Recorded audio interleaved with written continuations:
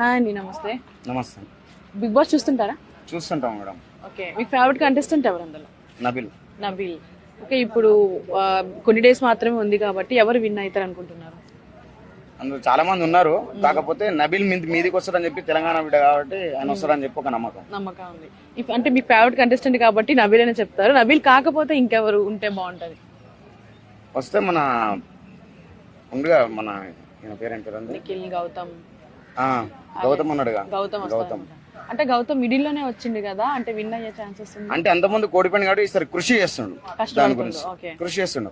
అయినది కూడా ఉంది, కాకపోతే ఈయన ఒక వేలో వెళ్తున్నాడు నబీల్ అనే టైం. దాని మీద ఆయన ఇంట్రెస్ట్ ఎక్కువ. ఇప్పుడు గౌతమ్ ఏమంటారు, ఆయన ఫస్ట్ నుంచి అంటారు కదా, ఆయన హైలైట్ అవుతుందని ఒక ఆలోచన అయితే ఉంది. ఓకే, మరి ఇప్పుడు చూసుకుంటే గతంలో చూసుకుంటే మనకి చిరంజీవి గారు, నాని గారు చీఫ్ గెస్ట్ గా వచ్చారు, చాలా ఎపిసోడ్స్ చూసాము. ఈసారి ఎవరు వస్తారు అనుకుంటున్నారు? ఎవరు వస్తే బాగుంటది అనుకుంటున్నారు? ఈసారి రావడం అంటే చాలా కష్టం మీద. అసలు రావాల్సిందే మంచు మనోజ్ గారు, ఆయన రాలేని పరిస్థితి. నెక్స్ట్ వస్తే ఇట్లా మన రామ్ చరణ్ రావచ్చు అంటారు. లైక్ గేమ్ చేంజర్ మూవీ ఉందని ప్రమోషన్ కోసం అసలు అవసరం లేదు. ప్రమోషన్ కూడా ఏదో చెప్పలేము, ఇంకా నాకు సార్ గురించి చెప్పలేము. ఒక రామ్ చరణ్ గారు వచ్చినా సరే ఈ ఎపిసోడ్ ఖచ్చితంగా హైలైట్ అవ్వచ్చు. ఇంకా జబర్దస్త్ హైలైట్ అవును, హైలైట్ ఉంటుంది. Thank you. ఓకే.